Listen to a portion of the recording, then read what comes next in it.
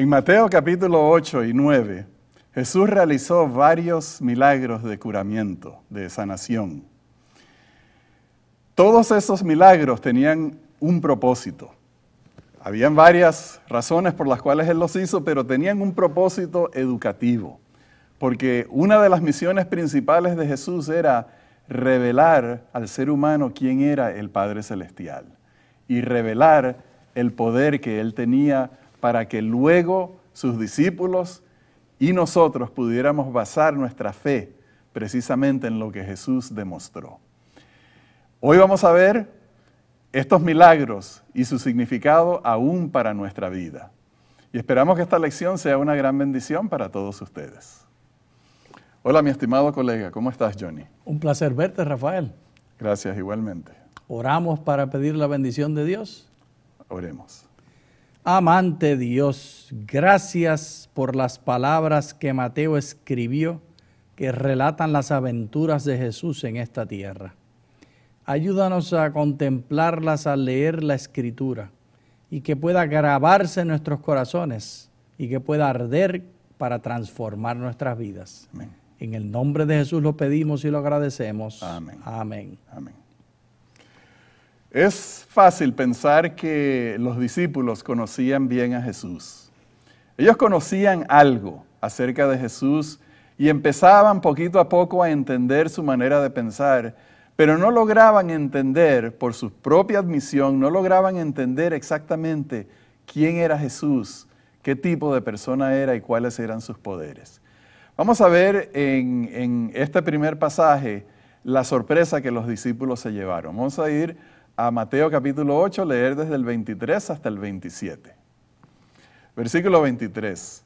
Entró Jesús en la barca y sus discípulos lo siguieron. Y se levantó en el mar una tempestad tan grande que las olas cubrían la barca, pero él dormía.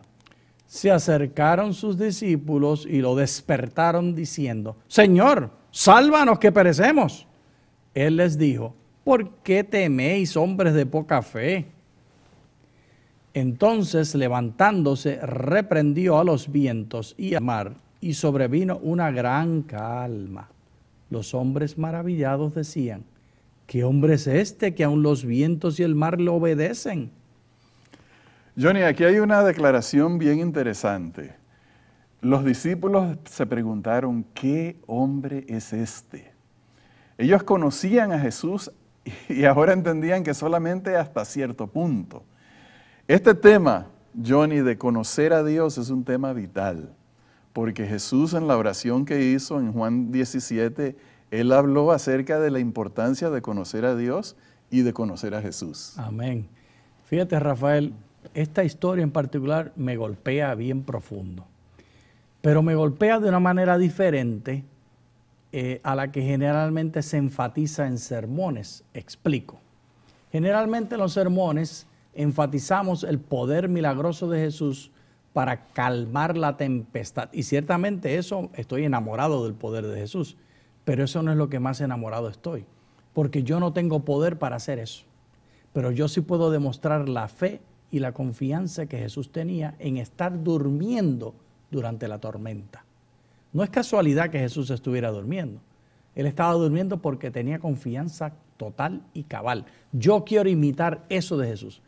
Mucho más que el poder de Jesús para calmar la tormenta, yo deseo el poder dormir en medio de la tormenta. Rafael, ahí yo veo el carácter de Dios y el carácter de Jesús manifestado de una manera clara y definida. Confía en mí, no importa lo que esté ocurriendo.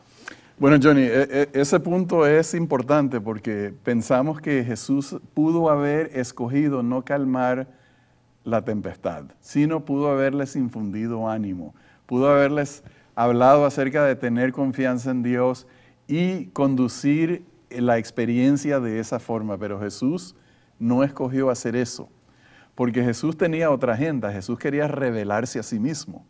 Jesús quería enseñarles a ellos que Él tenía poder, y ese poder estaba basado en su relación con Dios. Jesús quería mostrarles a ellos muchas cosas, y todos estos eventos que ocurrieron en Mateo 8 y Mateo 9 estaban destinados, o el propósito de ellos era enseñarles a ellos quién es Dios y quién era Jesús. Porque precisamente a lo que yo estaba aludiendo más temprano es que Jesús, Él dijo que esta es la verdadera vida, que te conozcan a ti. Esta es la vida eterna, que te conozcan a ti, el verdadero Dios, y a Jesucristo, a quien tú has enviado. Amén. O sea que conocer a Jesús llega a ser algo muy importante en la agenda de Cristo en su relación con sus discípulos. Y obviamente es muy importante también para Dios. A Él le interesa que nosotros conozcamos cuál es su verdadero carácter que hay en su corazón.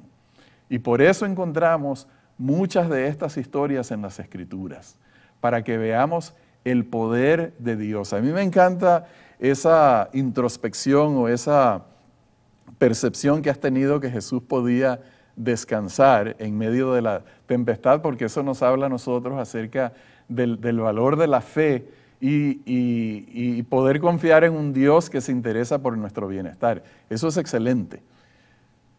Pero nosotros necesitamos recordar estos eventos que hizo Jesús, porque en eso se va a basar nuestra fe en tiempos futuros. Y una de las cosas que tenía que enseñarle Jesús a los discípulos era su actitud con respecto al ser humano, porque los discípulos necesitaban mucho aprender cómo relacionarse con otros seres humanos. Nosotros olvidamos que siendo ellos pescadores, ellos habían desarrollado cierto tipo de carácter.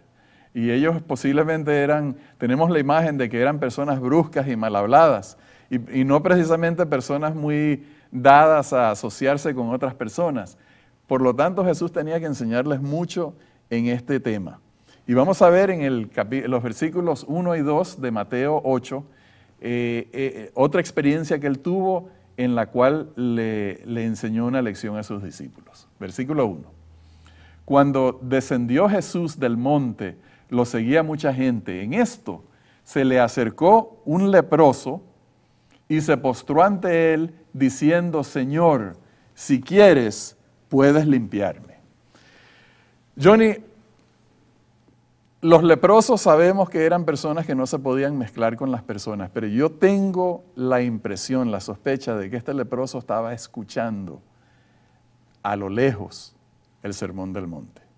Porque fíjate tú que las dos cosas suceden una tras otra. Descendió del monte y se le acerca un leproso para hablar con él. Pero tenemos que entender bien quiénes eran estos leprosos, cuál era el problema de ellos. Los leprosos en general, Rafael, eran personas excluidas de la comunidad y declarados así por los sacerdotes. Los sacerdotes tenían la función en Israel de agentes de calidad de vida. Eran inspectores de salud. Y una de sus labores era determinar quién era leproso y quién debía estar excluido de la sociedad. Al ser declarado leproso por el sacerdote, tenían que abandonar la familia, tenían que andar con ropas rotas a propósito para declarar quiénes eran y andar gritando, y los que podían llevaban algo para hacer ruido, una campana, para no tener que estar gritando todo el tiempo, inmundo, inmundo. Cuando oían la campana ya era como que estaba gritando inmundo, para que nadie se le acercara y no fueran contaminados. Pero de este leproso en particular, Rafael, me interesa hablar porque hay varias características importantes. La primera de ellas, este leproso tiene la audacia de referirse a Jesús directamente. Era una persona probablemente de educación, una persona que era un líder. Si hubiera sido un peón de la comunidad, no hubiese tenido esa imaginación de interferir. Él era un líder de su grupo, o sea, entre los de abajo o entre los de arriba. Lo segundo, este leproso tiene una sofisticación en su teología, porque él no dice, límpiame, él dice, si tú quieres, puedes limpiarme. El que dice, límpiame, tal vez está diciendo, mira a ver si tú puedes, enséñame si tienes el poder. Pero eso no es lo que él estaba diciendo. Él estaba diciendo, Dios puede tener una voluntad diferente a la mía. Y eso es muy sofisticado. El tercer punto acerca de este leproso es que se aproximó tanto a Jesús, que Jesús todo lo que hizo fue levantar la mano y lo tocó. Pero no te nos adelantes. Ah, pero eso está ahí. Eso está ahí, pero eso es el próximo tema que viene. Lo interesante, hay muchas cosas interesantes aquí, por eso es que cuando leemos las Escrituras, queridos hermanos, tenemos que detenernos, tenemos que pensar, tenemos que colocarnos dentro del pasaje, empaparnos de lo que estaba sucediendo para poder captar. Este era un hombre que por ley no podía estar entre la gente, que por ley tenía que estar aislado, que lo había perdido todo. Imagínense el dolor, Johnny, de perder tu familia, de no poderte comunicar, de no sentir el toque humano, más nunca, porque nadie se te quiere acercar, de perder sensibilidad en las extremidades, de que la voz se te echa a perder, que tu piel está horrible y que eres una piltrafa humana. Y este hombre se sintió inspirado por, creo yo, por el Sermón del Monte. Si él escuchó estos mensajes maravillosos, en él despertó esta fe. Si Dios podía recibir y todos son sus hijos, tal vez hay esperanza para mí, y por eso se le acerca a él. Pero entonces también sucede lo asombroso que ya tú como que habías leído este pasaje, leíste el final del libro también, ¿no? Encontramos en el versículo 3 el desenlace de la pregunta del leproso. Y a mí me encanta esta pregunta, Johnny, porque esa es la misma pregunta que nosotros le hacemos a Jesús en diferentes palabras. Cuando nosotros pedimos a Dios ayuda, le estamos diciendo, Señor, yo creo que tú puedes, que tú tienes la capacidad, y le ponemos nuestros problemas en sus manos para que Él nos bendiga si es su voluntad. El leproso nos está representando a todos nosotros. Y entonces viene la respuesta maravillosa del Señor Jesús. Leamos el versículo 3. Jesús extendió la mano y lo tocó, diciendo, quiero, sé limpio. Y al instante su lepra desapareció. Johnny, qué emoción cuando uno lee esto, porque número uno, el toque de Jesús. ¿Qué habrá sido para ese leproso haber sentido el toque de Jesús? Haber sentido la lepra de esa... Porque yo me imagino que él sintió la salud regresándole a su cuerpo, el recobrar el sentido en sus dedos, en sus manos, sentir la cara diferente, el toque de Jesús. ¿Cómo será eso? No nos dice por dónde lo tocó, pero imagino que, yo me lo imagino como agarrándole el brazo y después dándole un abrazo. Yo me imagino que Jesús no estaba en una economía de toque, Él no estaba ahorrando toques, Él estaba dando y regalando de su persona. Y este toque de Jesús al instante le transforma la piel, porque la lepra, el problema es que ataca las terminaciones nerviosas en las proximidades de la epidermis y se pierde la sensibilidad. Así que un leproso no siente cuando lo tocan, si la lepra ha avanzado ya mucho, y él tiene que haber sentido a Jesús. Así que al momento de tocar, ya es sano. ¡Aleluya! Esto es milagroso, esto es algo fantástico. Y luego, no había recibido toque, como tú bien declaraste. El libro de Levíticos indicaba que tenían que apartar la gente de ellos. Y ahora Jesús lo está tocando. Jesús se está violentando. Date cuenta, Rafael, en la economía de Israel, cuando alguien tocaba a un leproso, se hacía como el leproso, inmundo.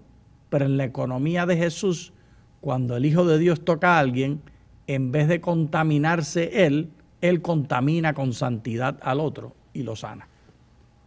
Él inyecta salud, ¿sí?, y vida. Y entonces, queridos hermanos, precisamente esta es una de las lecciones que Jesús quería revelarle a sus discípulos. Y era que en su reino todos los seres humanos valen. Hay que llevarle el evangelio a todas las personas. Jesús extendió su mano, violó la ley de alejar a los leprosos y le dio salud.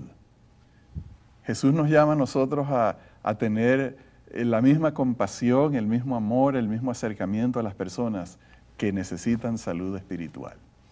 Pero esta no fue la única experiencia. Luego, inmediatamente después de esto, llegó un centurión con un pedido. Vamos a leer de los versículos 5 en adelante del capítulo 8.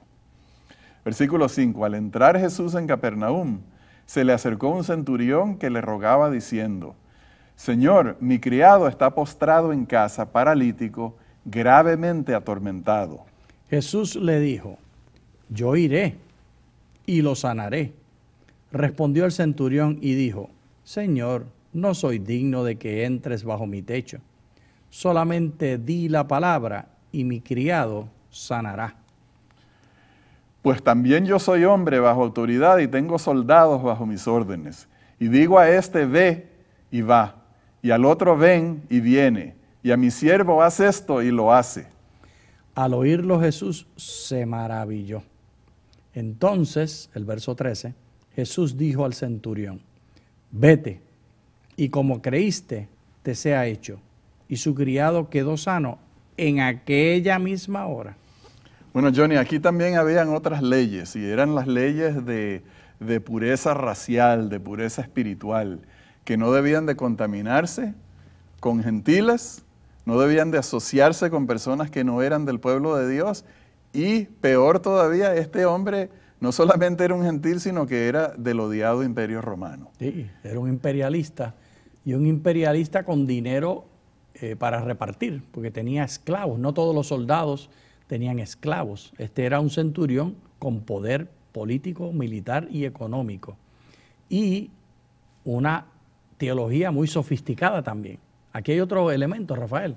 Jesús está golpeando a los así llamados expertos de la ley, enseñándoles teología, y pone como maestros a aquellos que son considerados parte y aparte del pueblo de Israel.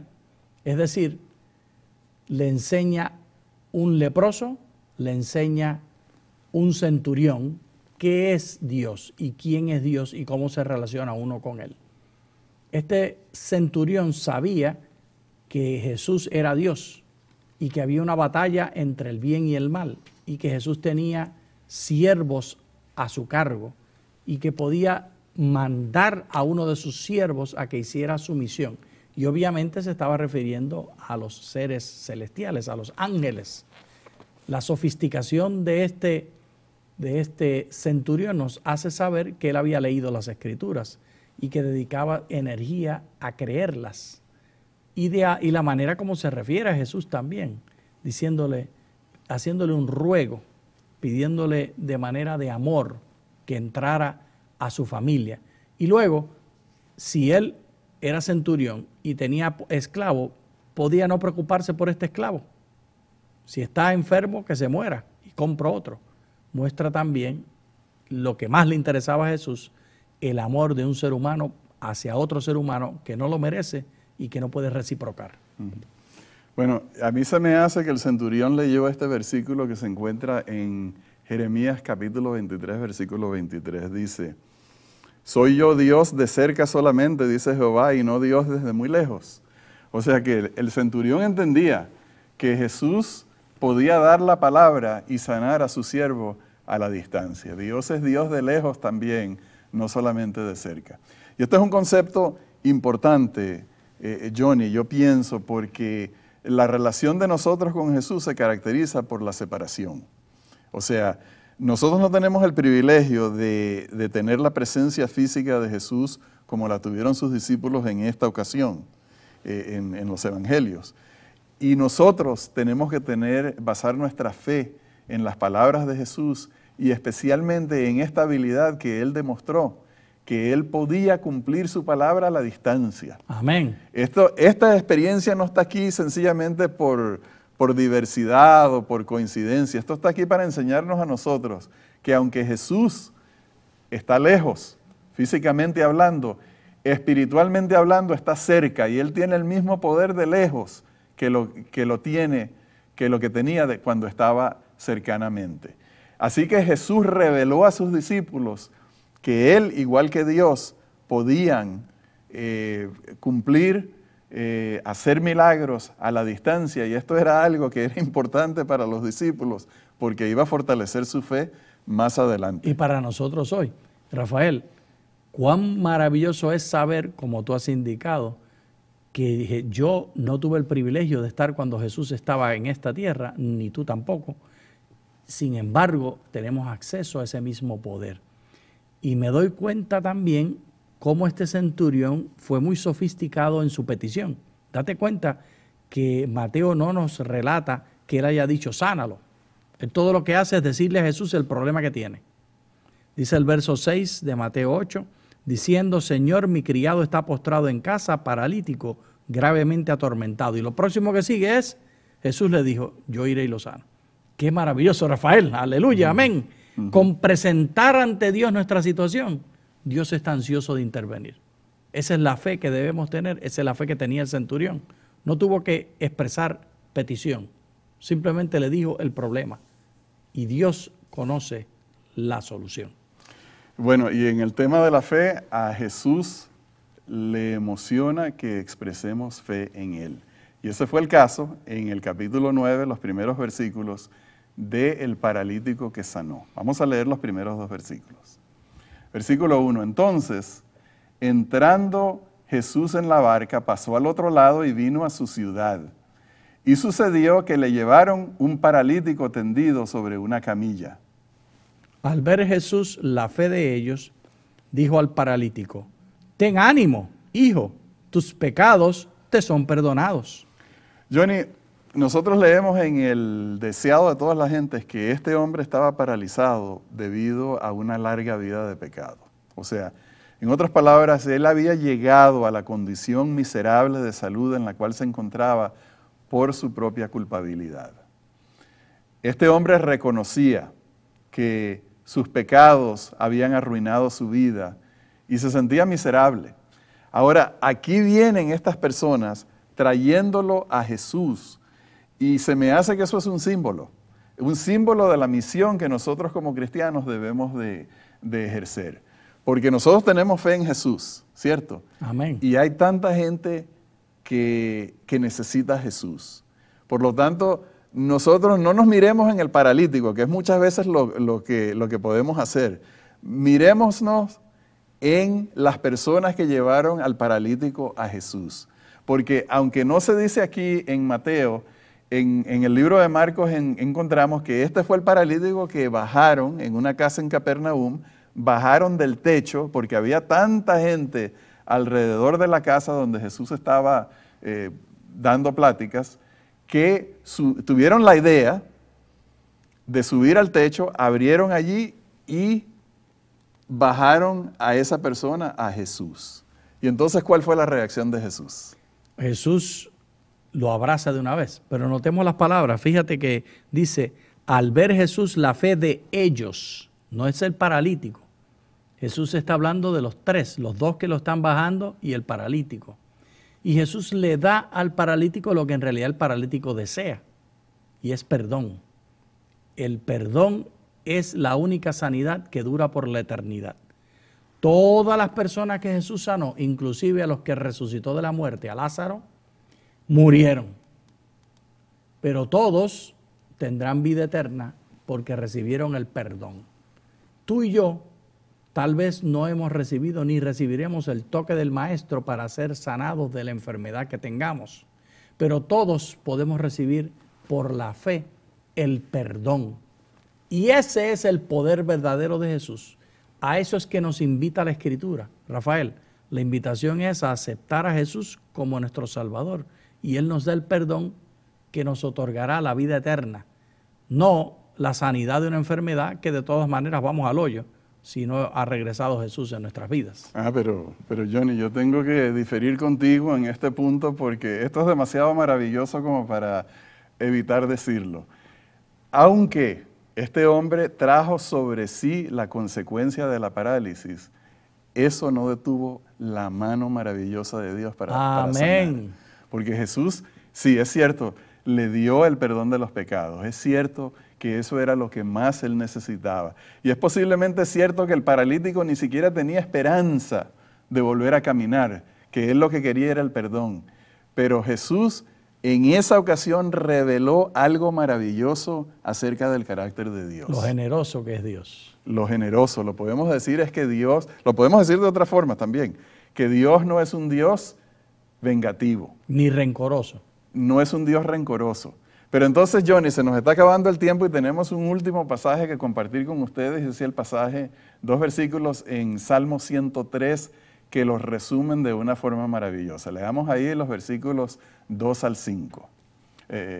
Dice, bendice alma mía a Jehová y no olvides ninguno de sus beneficios. Él es quien perdona todas tus maldades, el que sana todas tus dolencias. El que rescata del hoyo tu vida, el que te corona de favores y misericordias. El que sacia de bien tu boca, de modo que te rejuvenezcas como el águila. Johnny, qué emoción cuando leemos este pasaje, porque ese fue el Dios que vino a revelar Jesús.